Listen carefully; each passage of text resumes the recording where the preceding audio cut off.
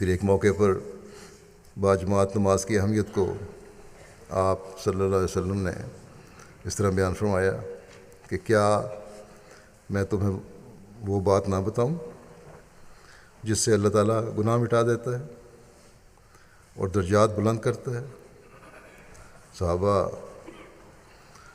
رضوان اللہ علیہم نے جو ہر وقت اس بات کے لیے بے چین تھے کہ ہمیں کب کوئی موقع ملے اور ہم اللہ تعالیٰ کو راضی کرنے کی کوشش کریں، اس کو راضی کرنے کے طریقے سیکھیں، اس کا قرب حاصل کریں، اپنے گناہوں سے دوریاں پیدا کریں۔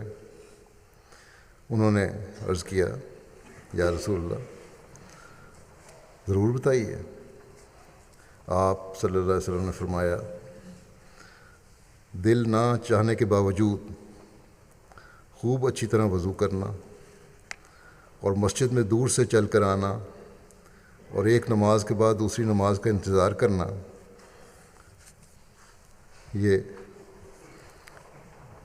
گناہوں سے دوریاں پیدا کرتا ہے۔ آپ نے فرمایا اتنا ہی نہیں، یہ ایک قسم کا رباط ہے، یعنی سرحد پر چھاؤنیاں قائم کرنے کے برابر ہے۔ جس طرح ملک کو اپنی حفاظت کے لیے سرحدوں پر چھاؤنیاں بناتے ہیں، فوجیں رکھتے ہیں، یہ اسی طرح ہے۔ سرحدوں پر چھاؤنیاں کیوں قائم کی جاتی ہیں؟ اس لیے جیسا کہ میں نے کہا اپنی ملک کی حفاظت کے لیے، تاکہ دشمن کے حملے سے محفوظ رہا جائے اور حملے کی صورت میں فوراً مقابلے کے لیے تیار ہوا جا سکے۔ بس ایک مومن کو سب سے بڑا خطرہ جس سے بچنے کے لیے اس کو ضرورت ہے، جس کے سے بچنے کے لیے چھاؤنی قائم کرنے کی ضرورت ہے، وہ خطرہ شیطان کا ہے،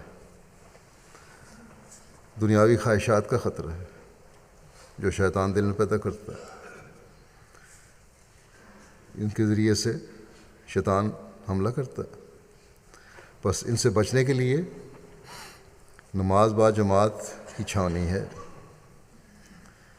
یہی محافظوں کا دستہ ہے جو شیطان کے حملوں سے بچائے گا۔ گناہوں سے انسان بچے گا اور نیکیوں کی طرف توجہ پیدا ہوگی۔